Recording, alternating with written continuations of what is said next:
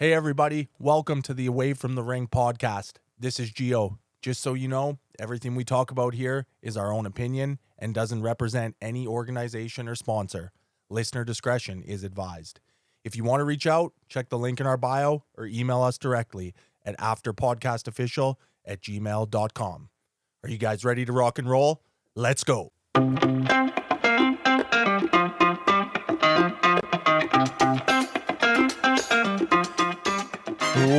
What's up, everybody? Episode 12, Away from the Rink After Podcast. Got myself, Deej McGrath, my good buddy, my co-host, Giovanni Flaminio. G-Bones, how you doing today, brother? Doing awesome, DJ. Good to be back on. Yeah, just been looking forward to this every week now. And we've been able to string together some pretty solid episodes, man. And I know it's been impactful to the listeners and viewers, and just a lot of gratitude, man, for you having me come on board to help out with this. Yeah, and it's awesome. And I know it's not about all the views and everything, but it's obviously making us have a sense of purpose and wanting to keep on bringing on special guests like Kishaun that's coming on.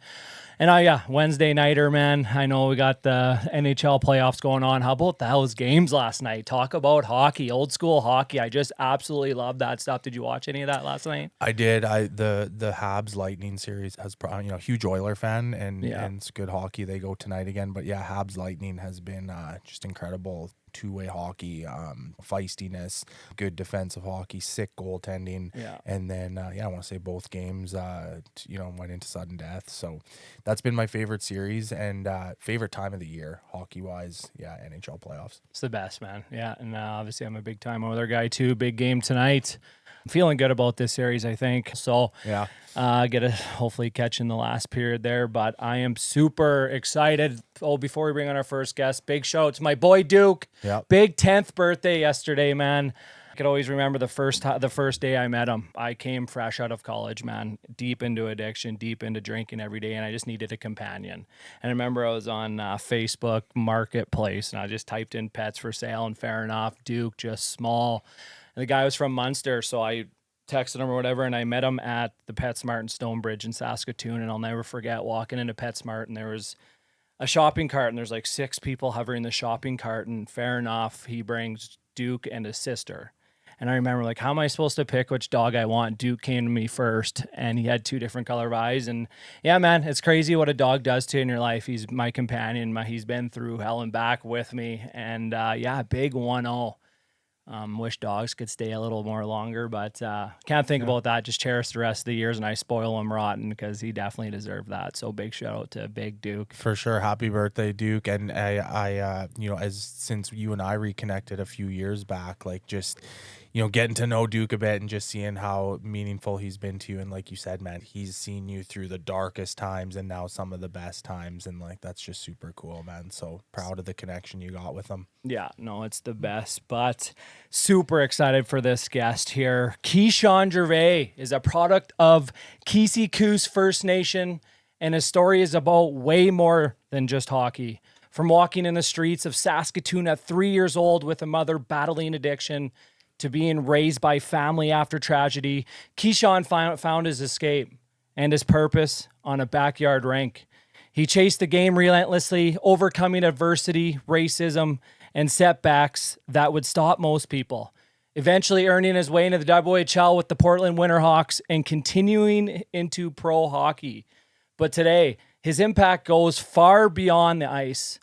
After stepping away from the game, Kishaun is focused on giving back, speaking to youth, sharing his faith, and using his story to help others find hope through their own struggles. Kishaun, my brother, how I like to start this podcast, man. How are you doing today? I'm doing good. What an intro, first off. That was Hell yeah. That was unbelievable. Thank you for that. I had a really good day. It's been a long day. I went to Regina. My grandpa had a eye appointment there, so I went and met him there to go pick up my gear for this weekend's tournament. Came back and I got a little bit of rest, but I've been looking forward to this not only for today, but the last few weeks. So I'm extremely honored you guys invited me to come on here. Yeah, man. Obviously, I could speak for G-Bone. Super proud of you, what you're doing in this game. I know we were talking before. Just your vulnerability, especially as an active player. I know we kind of talked before. This is something that wasn't going on when me and G-Bones were playing. Hats off to you, man. We're definitely going to dive into this, but we're going to release this video here from all the viewers that's going to watch this episode. This is a good introduction. I think he plays this in his speaking engagements. Little more bits and pieces of Kishaun Gervais. So if you want to play that video. This one's for the kids on the res with a dream. When you grow up on the res, things might seem impossible. It might feel like the dream you're chasing is out of reach. There's going to be people telling you can't chase that dream because of who you are and where you come from.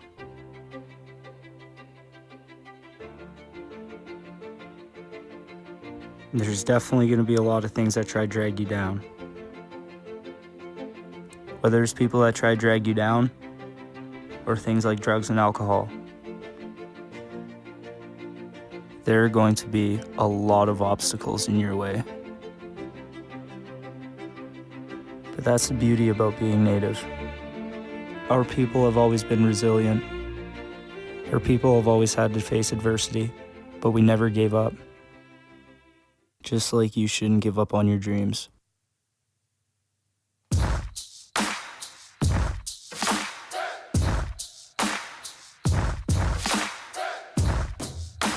Look at that flow, man. Yeah, a lot of hair.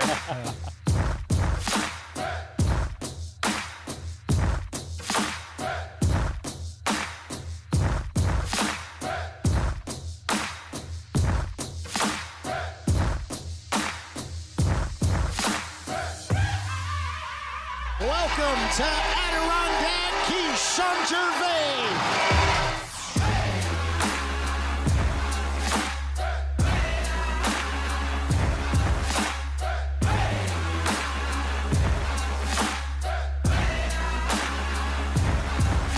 So keep chasing that dream, because if a boy from the res like me can do it, so can you.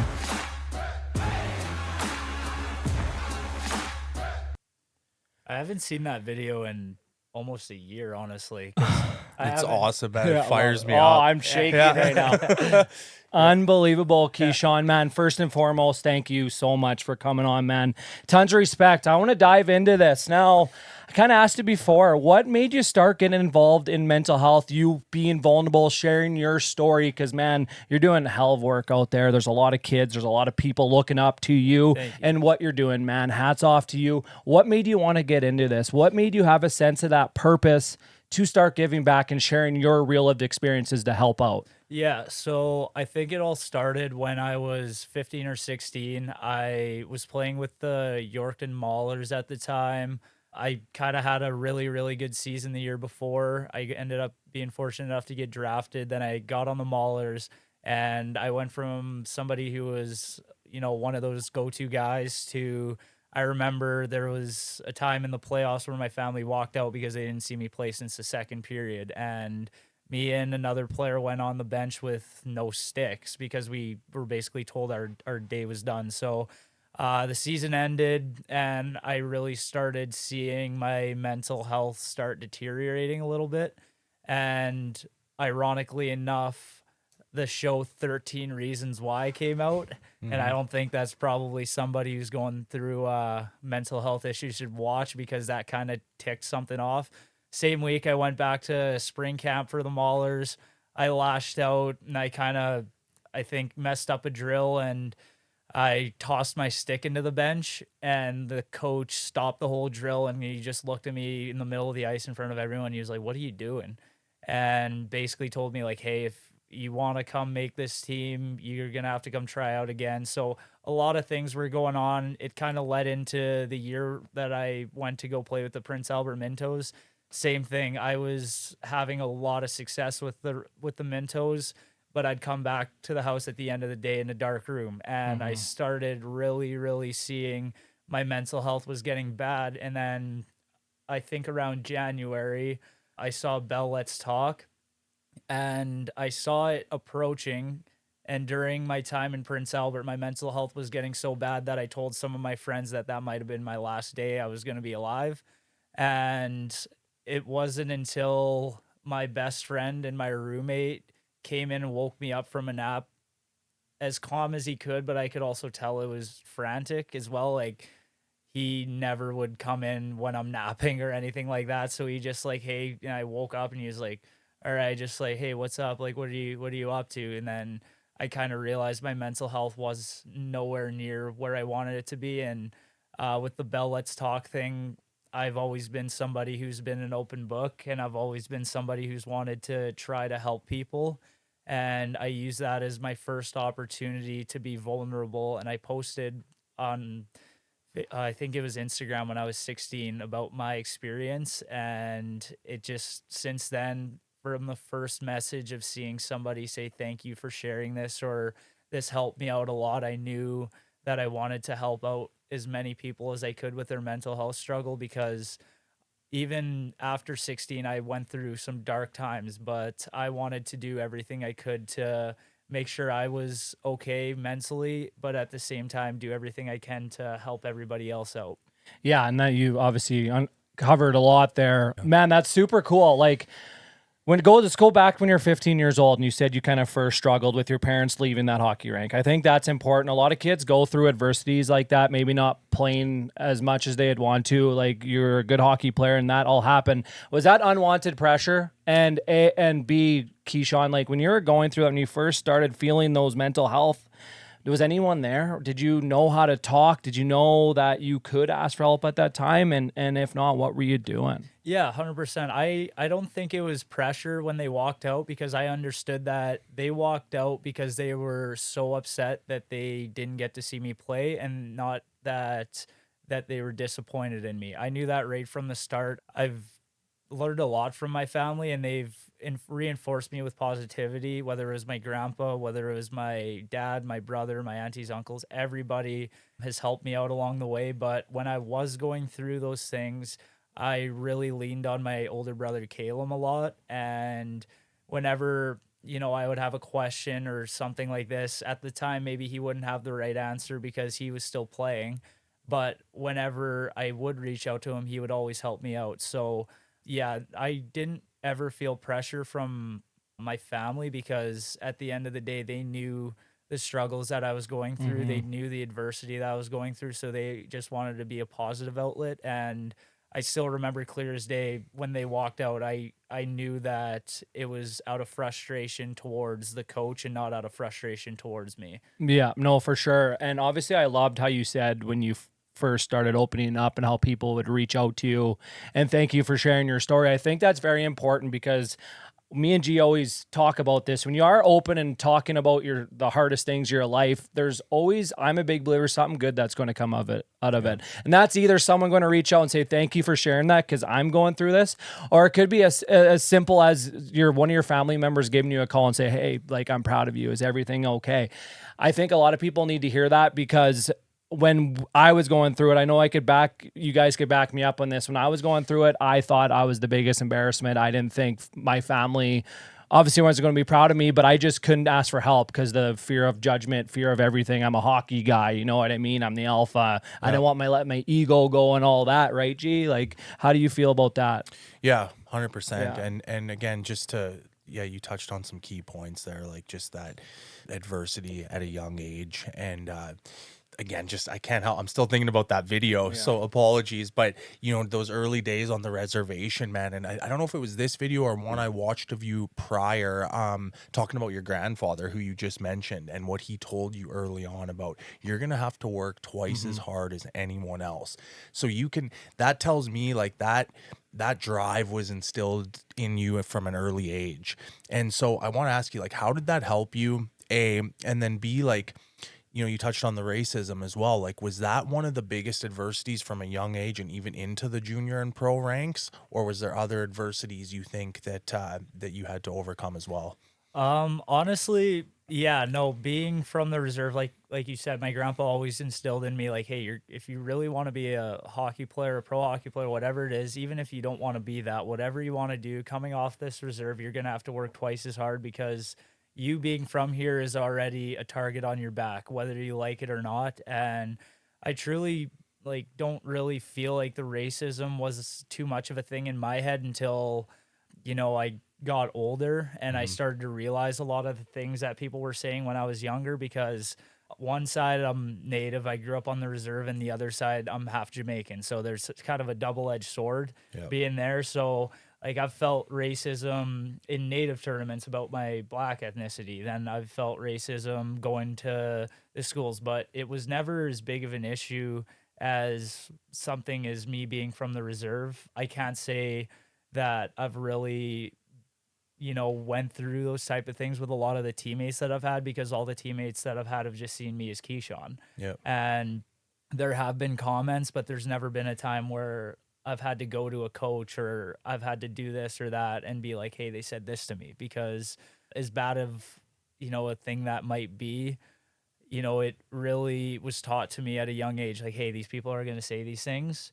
You're going to need to have thick skin, and you're going to need to be able to deal with it as hard as it sounds. And growing up on the reserve, I fell in love with hockey. Like, it was eat, sleep, and breathe hockey.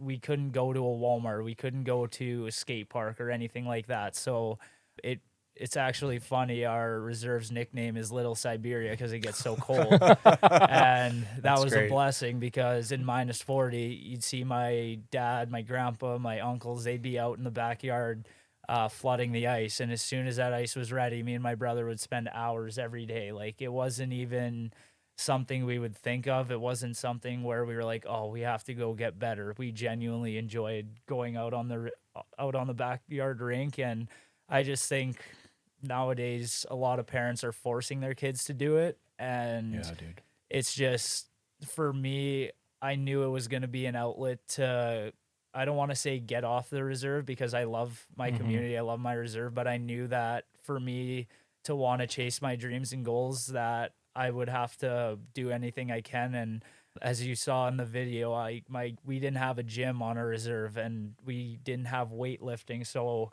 one thing I like to tell people is, when me and my grandpa would watch hockey, he would make me do 50 standing weightless squats, as well as skip rope for about 100 seconds. And then as soon as the hockey would resume or going into that, he would be like, okay, you're done. Then another commercial would hit. Then, okay, time to go.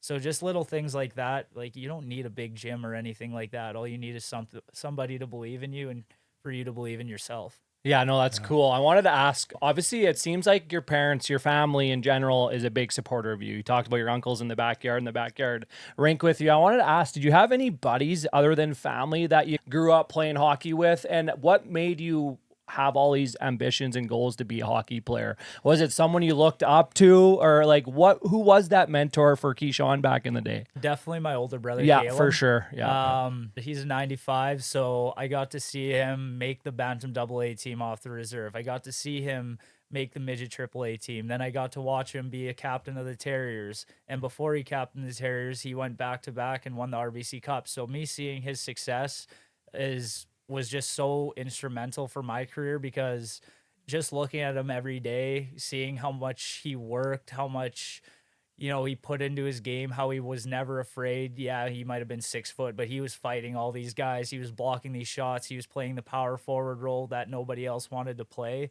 And it just, it gave me that extra drive and that little inside competition, where it's like, okay, like, if he's doing all this, so can I, and I want to be even better than him. And looking back, everybody always asks me who my hero is, and it's definitely him. And as for buddies, it goes the one that I actually mentioned, the one that lived in PA. He actually grew up about 5 minutes from me. He was always the best defenseman in our area. I was the best forward in our area, unless you went to Yorkton. And we always just, we became best friends from a young age. And his name's Alex Moore. He got drafted. He played for Everett, for Swift for a bit. And he, we pushed each other each and every day, because he lived in small town Pelly, Saskatchewan. And I lived in little old Keeseekoose First Nation. He was Native as well. And we just knew we had to push each other. We had to have that insider competition. But at the end of the day, all we wanted to see was each other succeed. Yeah, that's super cool. When you went out to Yorkton, because that was the first time you moved away from home, right, to go play for the Maulers? No, the first time I moved away from home was when I was 13 for my Bantam draft year. So for Bantam AA, my second year. So where did you go? I went to Yorkton. Went to Yorkton. I want to ask you, how was that transition? First time off the res, probably. How was that for you? Talked about a little bit of homesickness, or did you kind of fit in when you went out to Yorkton? Tell us a little bit about that. For me, honestly, it was pretty easy because I played with all the guys that I essentially was going to go play with the year before, and I grew up playing in summer hockey tournaments with them. The homesickness, I wish I could sit here and be like, yeah, I was homesick every week, but I was 45 minutes away from home. Parents at all the games, family. My grandpa would come to every game. My dad was always there. My brother lived in Yorkton at the time and was playing for the Terriers, so that made it a lot easier. But I definitely feel like the hardest part was going from a school where we had about 120 people total to a school where they have 100 and whatever people in your graduating class. It was the first time I went to school and I wasn't seeing my cousins. I wasn't seeing my best friends, and I was maybe on the reserve. I'd get away with being a little snotty-nosed brat, but over at Sacred Heart, they're very strict, and I think that also taught me to grow up a lot quicker than I would have. But yeah, I think that definitely the hardest part was going to school, being, one of the only natives in a lot of classes. There was definitely a lot of natives in the school, but it's not the same as when you're on the reserve and everybody's the same as you are. Yeah, so obviously a short distance move to play to Bantam AA, like you were saying. But I want to talk about the junior career a little bit, right? So you go out to Portland. Now we're going cross country, new country. What was that like? Your first few weeks in the dub, and you played 2 seasons in Portland, correct? Yeah. Before finishing up back in Yorkton, correct? Yeah. Yeah. So what, in a nutshell, what was the experience of the Western League? And then I think I asked you this when we spoke earlier in the week. Did it feel like a regression coming back to the SJ, or did you embrace that challenge and, be the leader that you were as an older junior player? Yeah. So when I went to Portland, it's actually such a wild story because I got drafted, went to the first camp, whatever. And then the next year I went to another camp and I ended up having strep throat. So they honestly put me in quarantine before I could go back and skate once, and I get a call a week later that they were taking me completely off their list. And I planned on going NCAA, whatever, had a good year in PA, and they called me and asked if I wanted to come back. So I said, yeah, 100%, but I don't want to sign. I want to still keep my NCAA options open. They said, you know what, come here, just come for skate, whatever it is. So I go down there, and the first thing they showed me was all the sticks, all the gear, everything. And then the next place they took me was assistant GM office with a sheet of paper, and I signed it without even thinking. Yeah. And 2 weeks after that, our GM was actually away while I was there. He was in Switzerland, I think, on a either scouting trip or something like that before the regular season. And he brought me into the office, I think a day or two before the home opener. He said, hey, we have Blickfeld and Glass coming back. We need to send you down. So whatever, went to Yorkton, had a good year, went back to Portland, and I can honestly say those 2 years in Portland were easily the best years of hockey I've ever had. I got to learn from Mike Johnston. When I grew up, I was a Pittsburgh Penguins fan, so I knew about him even prior to getting drafted by Portland. I had Don Hay, who's a legendary coach. Yep. He was the one who helped mentor me into the player that I ended up being in my pro career. And then you get to play with guys like Seth Jarvis, who honestly, just learning from him, you see the success that he's having. Joel Hofer was our goalie. Johnny Ludwig was our captain. It's just the names that we had those 2 years was absolutely insane. And one of my best friends still to this day are Jaden Dureau and Reese Newkirk, and those guys are having successful AHL careers. And, just looking back on the names that were there and the success that they're having, each and every day was, it was an absolute grind, but it grew you up a lot. And obviously with the 3 20-year-old rules, my 19-year-old year, I wish I could have done a lot of things better leading into it because it was COVID. And once again, that was the most difficult time I've ever had with my mental health. And I tell a lot of people when I left Portland at 18, I was half a point a game. I was 165 pounds. And when I returned to COVID, I was 121 pounds. Skin and bones, you could see my collarbones. I was just an absolute shell of the person that I was. So I kind of saw the writing on the wall. I didn't know what I wanted to do. I planned on going to Swift Currents camp, and they said I had a good chance of making it, and I had to fight for a spot as a 20. I initially wasn't even thinking about playing for the Terriers. I was just supposed to go to camp as cardio. They wanted me to just come skate with the team, but what ended up doing it was I ended up sitting with all the boys the day before I was supposed to leave for the rookie game, and Melville dressed all their 18, 19, 20-year-olds, and we had a bunch of 14, 15, 16-year-olds in the lineup. They smoked us. I went up to the coach. I was like, hey, put me in the lineup tomorrow. He's like, I thought you're leaving.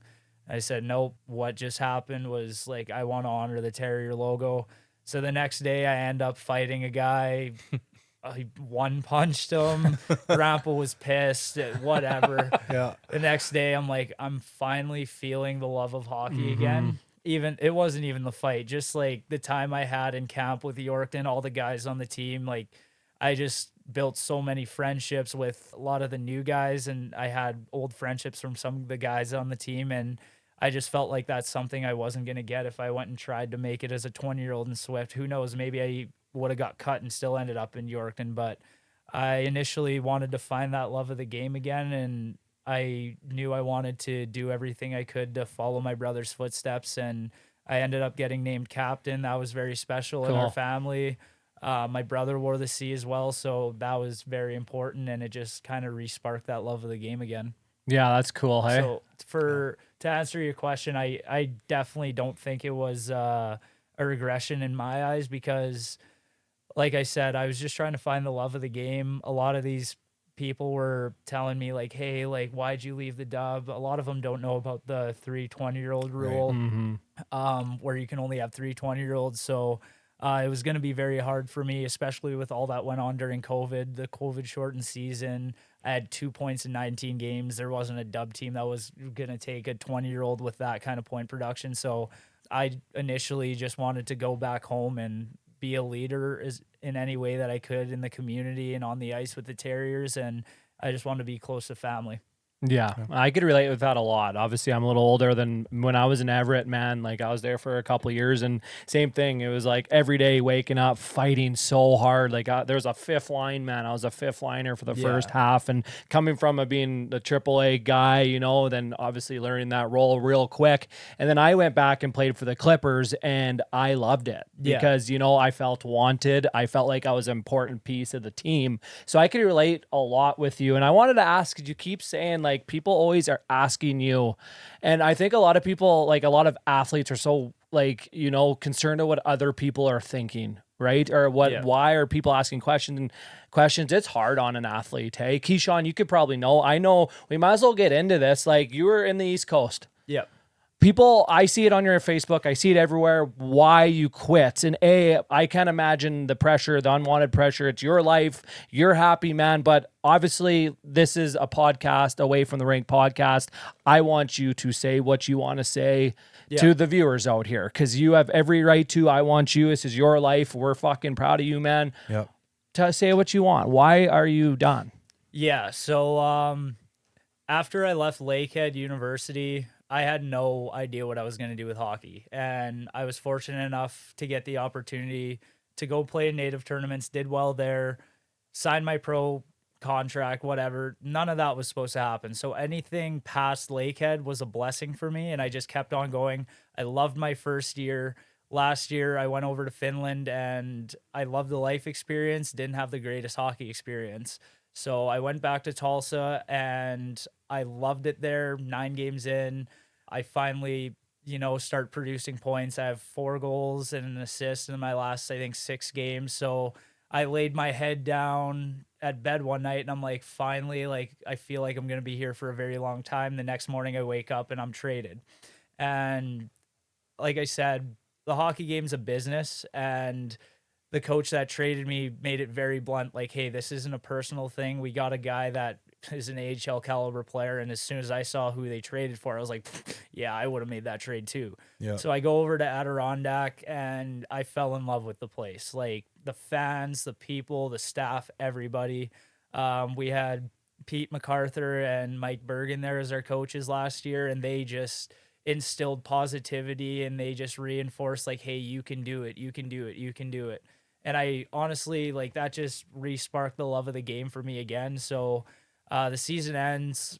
I train as hard as I could this past summer. I do everything I could, and I eventually ended up getting my AHL tryout, where I go to Utica's camp with a bunch of other Adirondack boys. I was fortunate enough to play in 2 games, and as soon as that camp was done, we have 2 new coaches coming in. So obviously that kind of messes with a lot of the things. And the head coach was unbelievable. Like one of the nicest guys I've ever met. The owner was the same owner that, signed me in the summer. Unbelievable guy. But, the assistant coach there the associate head coach there kind of made it very difficult for me personally, because like I always say, hey, I come from the reserve and I don't take disrespect lightly. Mm-hmm. And a lot of the comments he would make to a lot of the guys, it wasn't even just me, it was a lot of the guys on the team. Everybody's like, oh dude, yeah, he has dry humor. I'm like, I know guys with dry humor. Yeah. I know the difference between disrespect and I know the difference between dry humor. And like I said, the pressure was getting to me of succeeding, and just the love of the game was gone, and I started falling back into bad habits that I didn't want to associate myself with, like going out to the bar. Is something as simple as that. I want to be a role model for the youth, but I catch myself going out to the bar still, and I caught myself smoking weed, because a lot of players in the league, whether a lot of people like it or not, that's what they do to cope.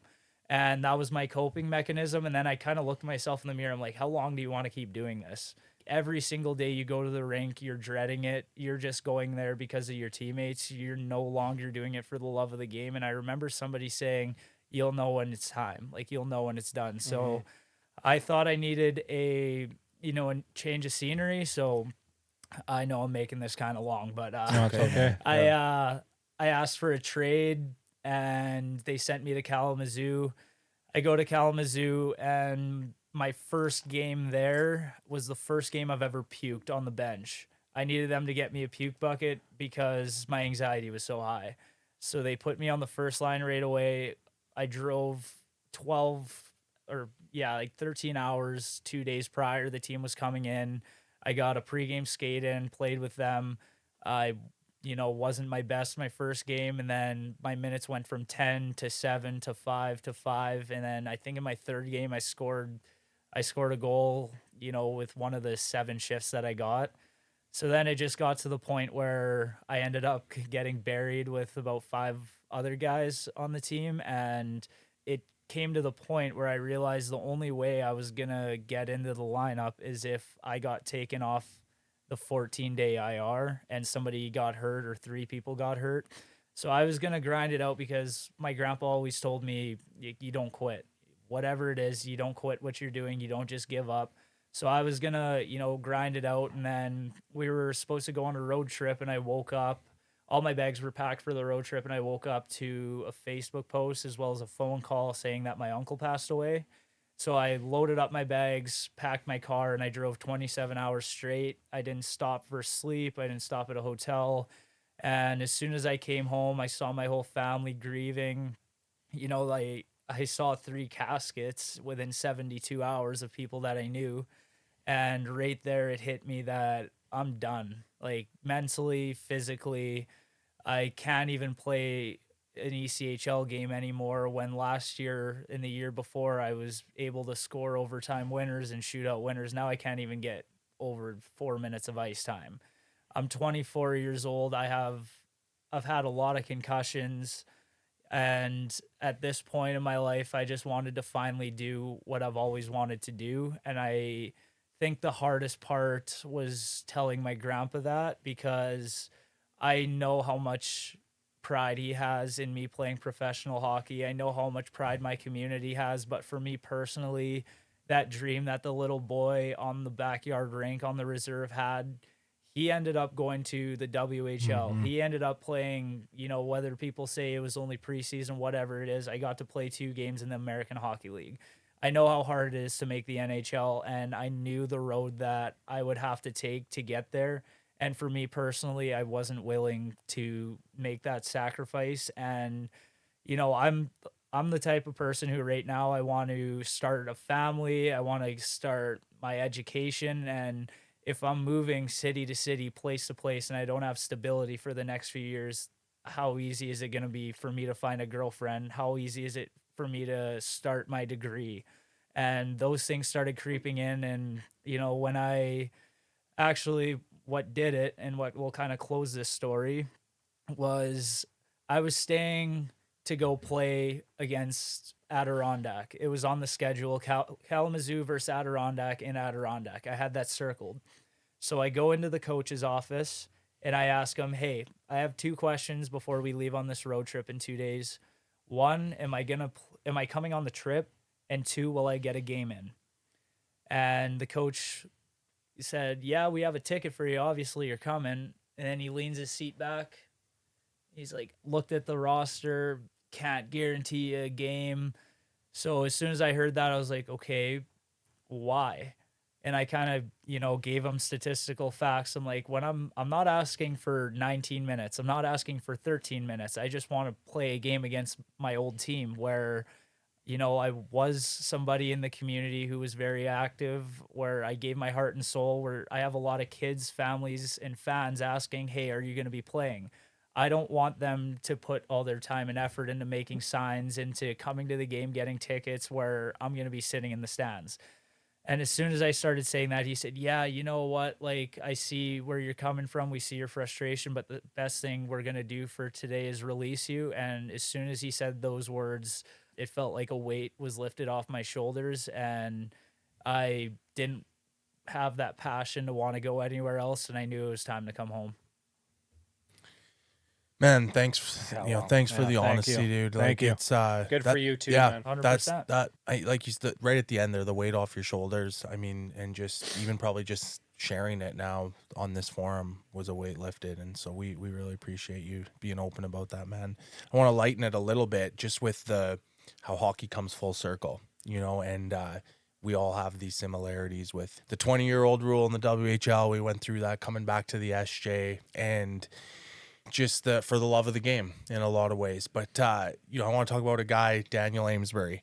He was a rookie in the ECHL level in Tulsa when I was at the end of my career, and I was able to mentor him a little bit. Not as a tough guy, I was not a fighter by any stretch, but as a pro, right? As a pro, and he'll tell you that. I know he appreciated that. He told me that 12 years ago, and to see him mentor you in a lot of ways when you guys played together. Oh yeah, it's just kind of crazy that the hockey world's that small, and I just want to know like what he meant to you, as a teammate and as a person, and just the one thing you did say, a big takeaway I took from what you said was what kept you going to the rink. One of the few things that kept you showing up to the rink was the fellas, right? And that's probably, we can all attest to, maybe that's what we miss the most from that level of competition is the camaraderie of the boys, right? So talk about Daniel a little bit. Yeah, me and Ames were only teammates for I think 2 weeks before I asked for a trade, but those 2 weeks honestly felt like 2 months, because when he signed with us, I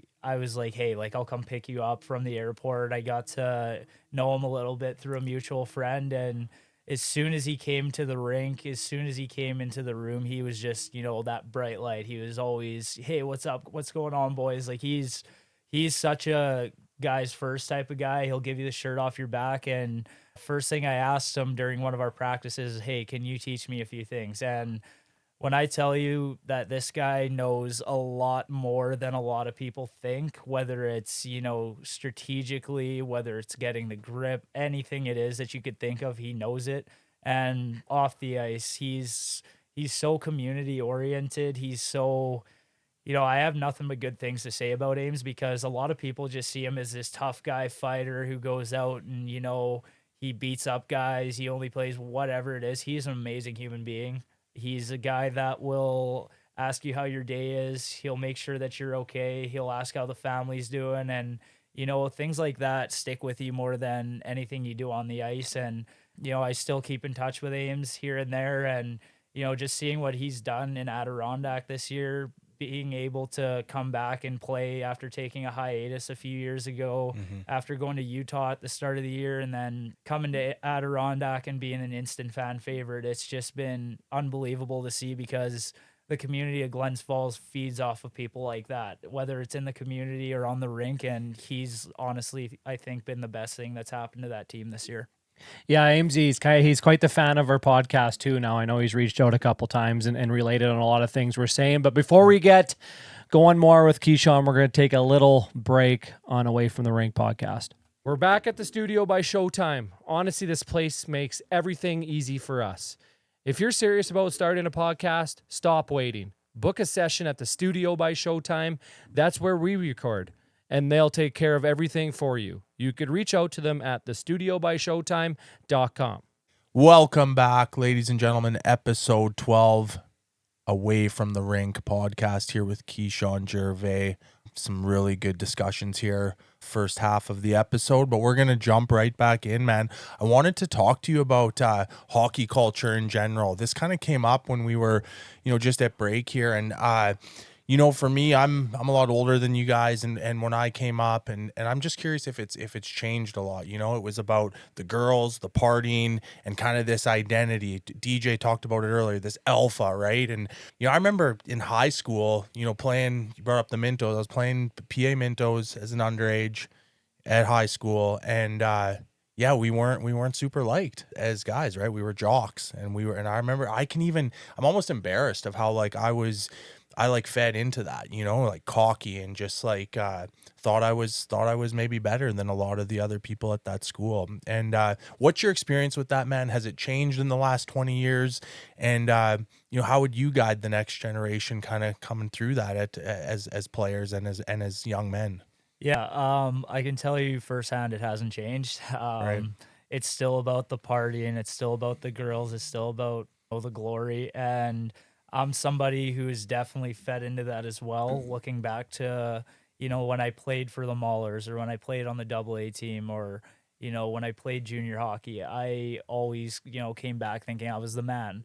And then, your ego, it gets a hold of you. And there's, a wise saying that, if you're not going to humble yourself, you're going to get humbled. And I just realized when I was about 20 years old, hey, I don't want to be known as a hockey player. I don't want to be known as an egotistical person or a cocky person because of the sport I play. And, just seeing, after a game, you go to the bar. Yeah, I play on this team. What's up? It's just, it gets old. And I'm not somebody who's going to come on here and be like, yeah, I was perfect. I treated everybody as an angel. I'm a saint. No, I was an asshole. I was a jerk in high school. I didn't treat a lot of people the way they should have because I played hockey. And, as you mature and you get older, you realize that hockey culture is definitely extremely toxic. And it's the reason that, a lot of people don't like hockey players, and a lot of good hockey players and a lot of good humans.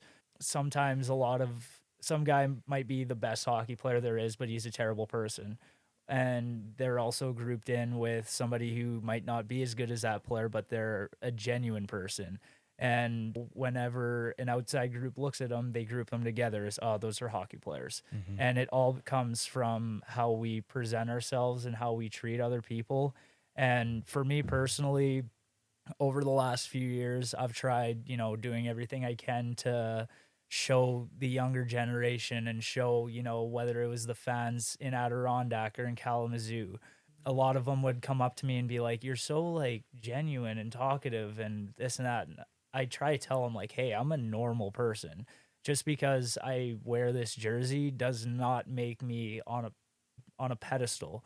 I was raised to treat people the way you want to be treated.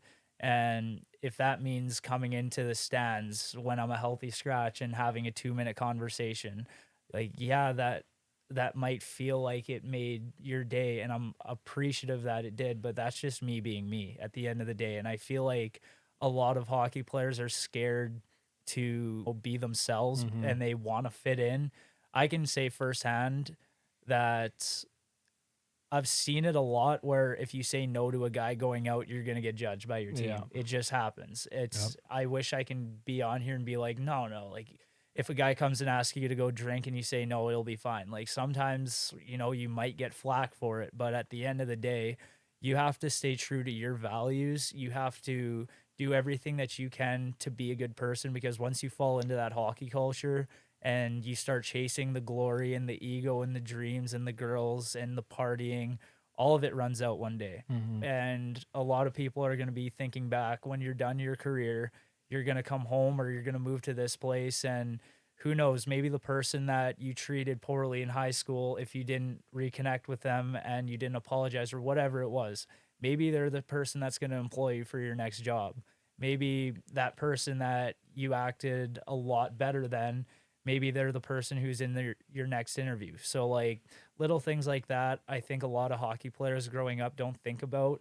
And at the end of the day, nobody's going to remember the goal you scored on September 8th, but they're going to remember how you treated them. Yeah, you said all the right things there. Thank you for sharing that, especially from an active player like yourself saying that, man. Because it's true, guys. I always tell like athletes, you have to be a good person. You could be the best player on your team, but if you're a dick, if you're a bad person away from the rink in school or whatever, like that will affect your career. Yeah. Right. And it goes around everyone. It goes back to that hockey culture, man. And that's why I wish, like, that's why I respect you, Kishaun. You were 20 years old when you flipped the script. And I want to ask if there was a certain event that made you do that. But I wanted to ask you, from you making that decision, and obviously your teammates probably started to find out because you're at the bars, maybe you stopped going now, maybe you were talking to a few teammates.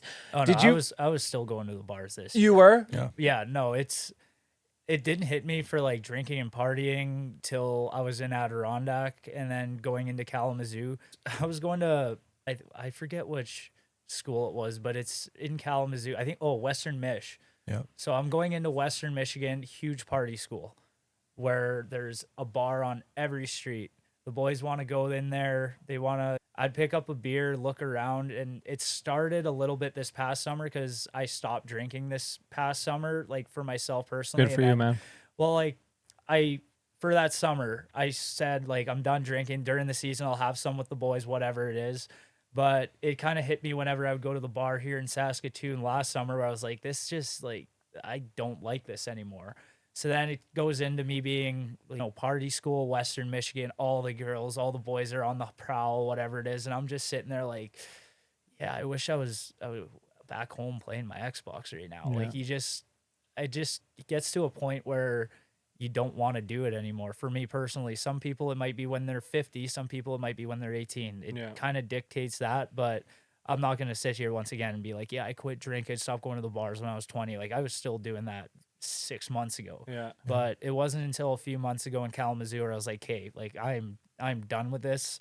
I don't know if I'm aging backwards, but I find more pride in staying home, opening Pokemon packs and, just chilling with, my brother or my cousins on Discord rather than going out to the bar and trying to get with a girl I'm not going to marry. What's something that if a guy like doesn't like what he's doing right now, but does not know how to escape, fear of what his teammates are going to think of him, exactly how you brought it up. And I've been through it too, man. We had a guy on our midget AAA team that didn't drink. Everybody judged him, and that's normal hockey culture. What's someone that does not want to be like that? Because you found it. I know it could be recent, but you're active play right now. I don't care if you just retired, you're still in it. What is something that you could say to a player that wants to get out of this hockey culture but doesn't know how to? Just be your own person. Honestly, if you don't want to go out to the bar, you don't have to. Nobody's handcuffing you. Nobody's dragging you. I know it might feel like they are. I know you're going to feel the pressure. You're going to feel the pressure of not being liked. You don't want to be the outcast. But sometimes being the outcast is okay because going to the bar, all it takes is one drink. All it takes is one accident. All it takes is you hopping into the wrong vehicle with the wrong person to not only mess up your career, but your life. Honestly, like at the end of the day, you're your own person. And if you not going to the bar means you lose a couple friends, maybe those weren't the friends that aren't intended to be in your life. Like, I have a very, very small circle. I don't have a big friend group. I can probably list my very close friends on, one of my hands. But I do that because those are the people who are going to push me and better me, and they're not the people who are going to be passing me the bottle. It's better having 4 quarters and 100 pennies. Exactly. I love it. And it's, it's probably still not super common for that to be the case where there's a player or multiple players on junior or pro teams that don't drink. But the fact, I think of a previous guest, Connor Hobbs, who was on. I mean, this guy sobered up and was, captaining the U of S Huskies sober. So it's not an unforeseen thing, right? It's getting better. People can do it. And I think I like what you brought, like be yourself. But I think to answer your question, you asked him, it's find someone you can trust to just go honestly, to with that, Yeah. For me, this year, it was Kyler Wall. We were teammates when I was a rookie in Tulsa. Then when I came back from Finland, we were teammates again in Tulsa. We both go our separate ways. I go to Adirondack. He goes over to Kalamazoo. I end up getting traded to Kalamazoo during one of the hardest times in my life. And he's a Christian guy who showed me, hey, like, you can go out and not drink. You can, stay home if you don't want to. You can be your own person. And this is also when I was struggling with being in tune with my faith. And he showed me, like, you don't have to be the perfect person. You just, if you don't want to drink, come out, have a Pepsi, hang out with the boys, and then leave early. Like, little things like that. Like, even the thing where going out, I'm not saying you don't have to go out with the boys. You can 100% go out with the boys. They're going to peer pressure you 100%, but it's up to you to make that decision. And it was just, having Walsey be there for me and kind of mentor me the last 3 years, whether it was at different points.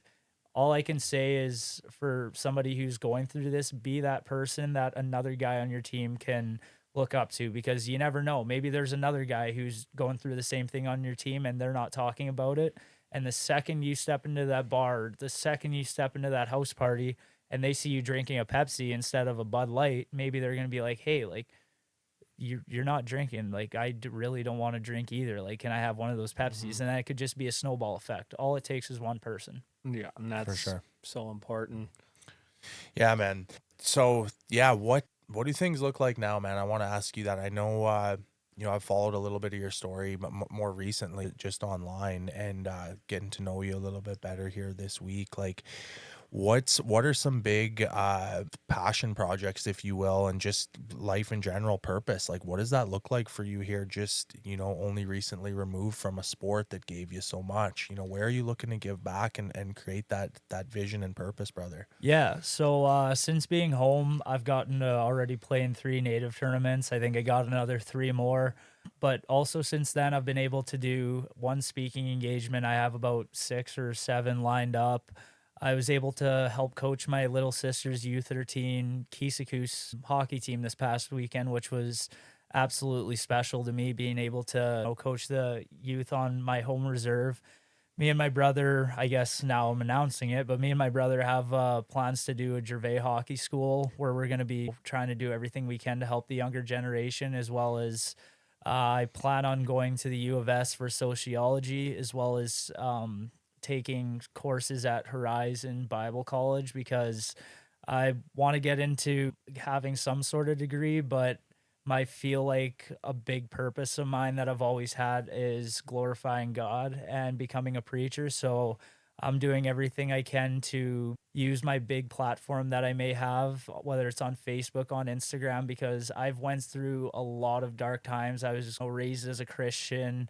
At a lot of times I shunned it away. I didn't live like a Christian. I called myself one, but lived the opposite way. But now I'm trying to show people, like, hey, like, Jesus saved my life. He got me out of this dark pit.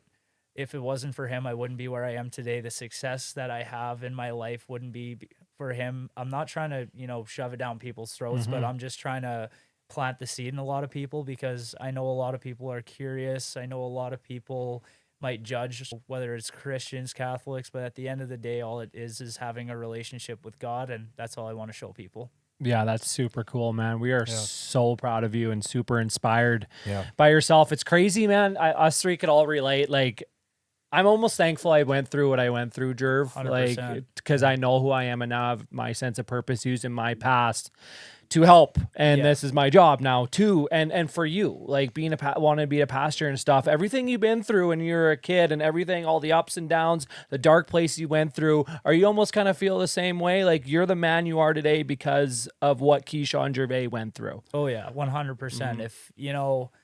If I didn't have those memories of walking the streets of like the alphabet streets, not just the streets, it was the alphabet streets of Saskatoon. If I didn't have those memories of, driving in a car with no heat in -40 with my grandpa, or the struggles of leaving home, if none of those struggles happened, I wouldn't be able to speak on, what I do today because I wouldn't have experienced it. And I wouldn't be able to relate to a lot of people or be able to help them with, what they're going through because, like you said, our struggles make us who we are. And I think a lot of people have a lot of trouble realizing that.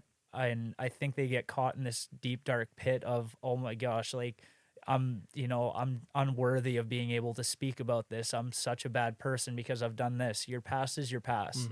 It's what you do with your future. And you can always rewrite the script, no matter whether you were in a deep, dark hole or you were, up above the clouds, whatever it is, you can be a voice at whatever age it is with whatever you went through because there's other people out there who have went through what you have as well. Exactly. Life experience, man. People need to hear and relate with people, right? And that's why it's the power of vulnerability. Exactly. And especially athletes, it needs more than ever nowadays. And having guys like yourself actively playing, sharing lived experiences and helping out kids. That's why, man, I got outermost respect for you.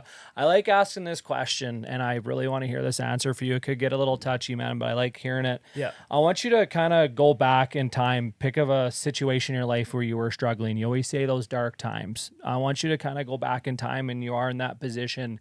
And now you are Kishaun Gervais right now. All the knowledge, everything that everything is going to be okay. But if you could go back and say you're in the room, that dark place, and you were staring at young Kishaun Gervais, what would you tell him? Trust in the Lord. Honestly, I know as cliche as that sounds, but at the time, I wanted to take my own life. I didn't want to be with anybody there was.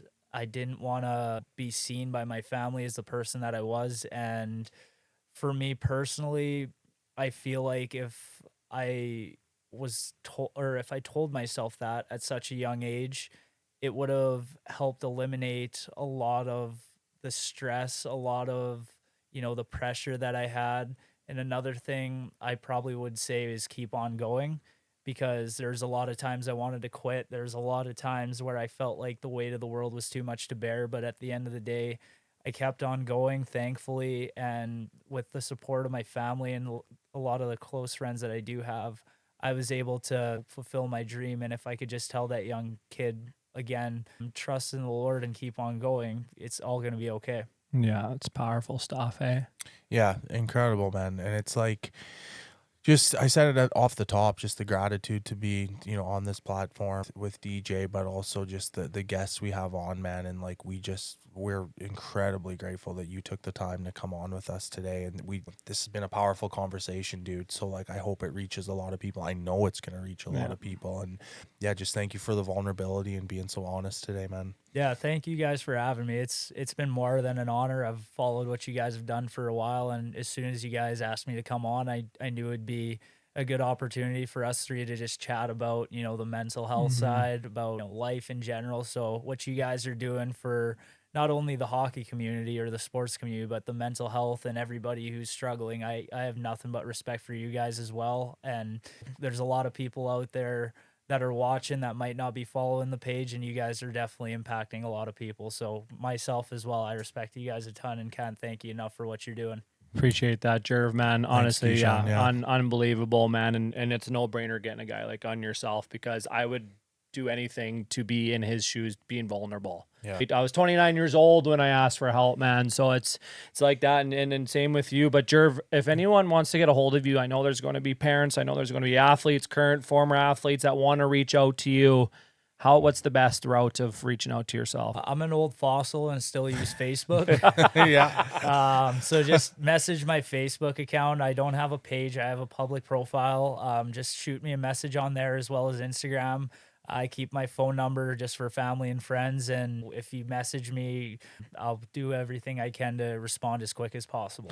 Right on, man. We appreciate you, Kishaun Gervais. That is episode 12 after Away from the Rink podcast. And like everyone's saying, all of our guests, it's going to be okay, right? I think that's a big takeaway, is everything that we're going through, and we could use our past to mentor this new generation. So if anyone out there that is listening, if you're going through anything, absolutely anything, reach out to somebody. You always say it, that phone could weigh 30 pounds, but when you reach out, ask for help, share that story, you could be helping out somebody. And that's the prime example of Kishaun Gervais. For sure. Reach out to us. We say it. It's in our description of all our episodes. But do not hesitate. Reach out to the podcast contact or to DJ or myself directly, because we are here to help. That is part of our purpose in life today. So. Yeah, no, awesome. And don't forget to subscribe our YouTube channel, Away from the Rink. The more help we get, the more episodes we could get out. So thanks for listening in. And that's Kishaun Gervais, episode 12.